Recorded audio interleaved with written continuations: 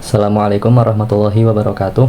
Perkenalkan, nama saya Muhammad Salman Ulin Nuha dari Prodi Pendidikan Guru Sekolah Dasar NIM 86019269.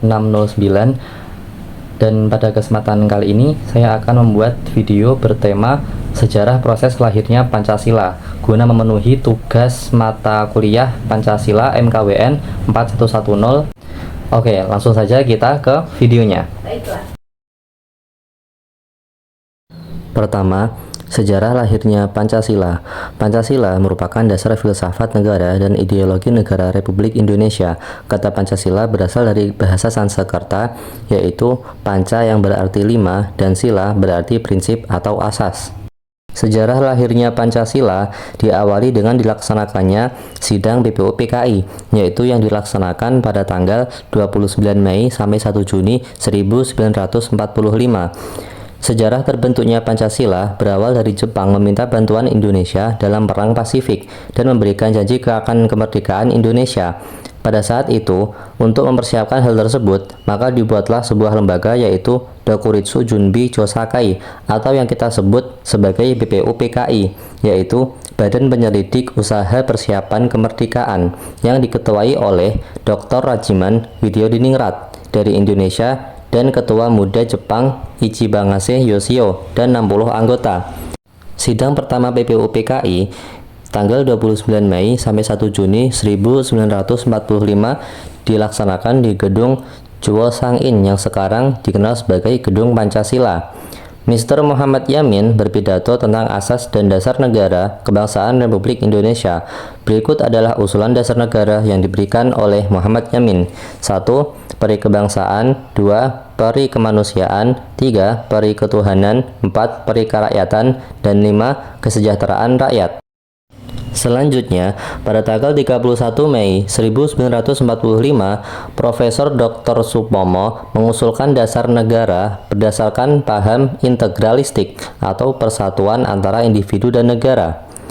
Pada tanggal 1 Juni 1945, Insinyur Soekarno menyampaikan pidato yang berjudul Lahirnya Pancasila, di mana beliau untuk pertama kalinya mengemukakan istilah Pancasila sebagai dasar negara Republik Indonesia. Dasar negara yang disampaikan oleh Insinyur Soekarno antara lain: 1. Kebangsaan Indonesia. 2. Internasionalisme atau perikemanusiaan. Yang ketiga, mufakat dan atau demokrasi.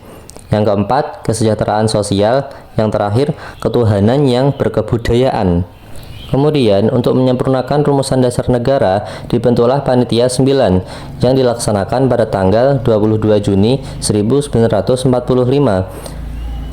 yang menghasilkan Piagam Jakarta dengan rumusan dasar negara sebagai berikut. 1. Ketuhanan dengan kewajiban menjalankan syariat Islam bagi pemeluk-pemeluknya. Yang kedua, kemanusiaan yang adil dan beradab. Yang ketiga, persatuan Indonesia. Yang keempat, kerakyatan yang dipimpin oleh hikmat kebijaksanaan dalam permusyawaratan atau perwakilan. 5. Keadilan sosial bagi seluruh rakyat Indonesia. Selanjutnya yaitu dibentuknya PPKI atau Panitia Persiapan Kemerdekaan Indonesia. Pada tanggal 6 Agustus, Hiroshima dibom oleh Amerika Serikat, dan pada tanggal 9 Agustus, Nagasaki dibom atom oleh sekutu, sehingga Jepang menyerah kepada sekutu. Kemudian, pada tanggal 9 Agustus 1945, dibentuklah PPKI, Panitia Persiapan Kemerdekaan Indonesia, atau disebut juga Dokuritsu Junbi Inkai, pada tanggal 7 Agustus 1945. Yang diketuai oleh Insinyur Soekarno dan wakilnya Muhammad Hatta. Tugas dari PPKI antara lain yaitu melanjutkan tugas BPUPKI dan untuk mempersiapkan kemerdekaan Indonesia. Kemudian, PPKI mengesahkan Pancasila sebagai dasar negara. Sila pertama diubah menjadi Ketuhanan Yang Maha Esa. Kesimpulan yang kita dapat dari membahas tentang sejarah lahirnya Pancasila antara lain yang pertama adalah tanggal lahir Pancasila ditetapkan sebagai 1 Juni 1945. Dan yang kedua, tokoh penggagas istilah Pancasila yaitu Insinyur Soekarno. Dan yang terakhir, tempat lahirnya Pancasila yaitu di Gedung Chuo-sang-in yang sekarang dikenal sebagai Gedung Pancasila di Jakarta. Kemudian yang terakhir, saya ingin menyampaikan bahwasanya peristiwa lahirnya Pancasila mengajarkan dan memperlihatkan banyak nilai luhur bangsa Indonesia sebagai dasar kehidupan bernegara.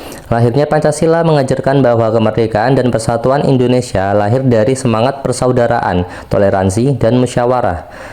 Nilai-nilai yang tetap penting untuk generasi muda sekarang yaitu adalah menjaga persatuan, membangun karakter yang adil dan beradab, serta terus berusaha untuk meneruskan perjuangan para pendiri bangsa dengan tetap menjunjung tinggi nilai-nilai luhur di era modern ini.